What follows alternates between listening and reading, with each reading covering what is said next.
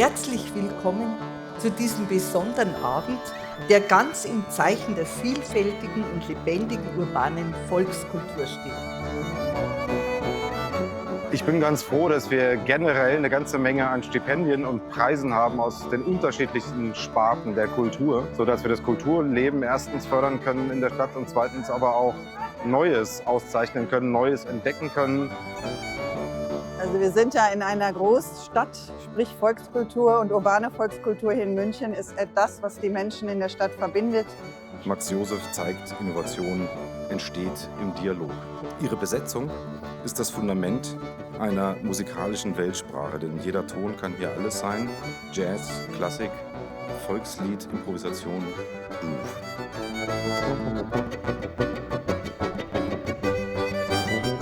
Wir verleihen heute den Innovationspreis Volkskultur und Max Joseph zeigen, dass Innovation heißt authentisch, klug, frei sein.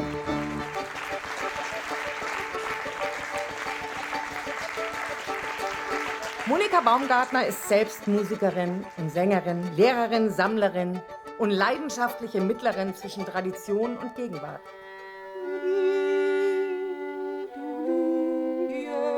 Ruhig, zugewandt, mit einer Haltung, die sagt, probieren wir es. Sie arbeitet nicht zuerst an den Notenwerten, sie arbeitet am Mut, am Zuhören, am gemeinsamen Atmen. Sie sagt, es geht nicht um Perfektion, es geht um den Menschen. Und plötzlich beginnt eine Gruppe gemeinsam zu klingen.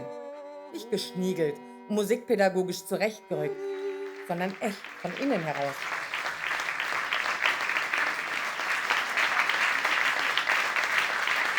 Die singt dann noch gleich alle mit, aber jetzt singe ich es euch einmal vor. Holdi, oidi, holdi, oidi, holdi, oidi, oidi. Das Jodeln ist halt für mich eine Form von Selbstausdruck, von musikalischem Selbstausdruck. Das ist ja ein Ball zu werfen. Einmal führt der eine, mal der andere und am Ende wird es aber eine gemeinsame Komposition, die vorher noch nie so war und nachher nie wieder so sein wird. Also es ist pure Lebenslust mit Musik.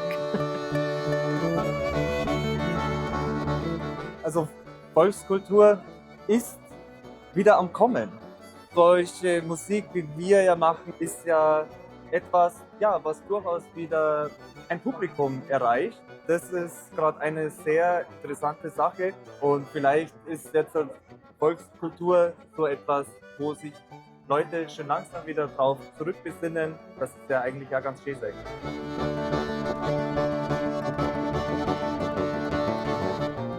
Das Tolle war, dass diese Preisträger so tolle Menschen waren. Wie schön, wenn Leute einen Preis kriegen, die den echt verdienen.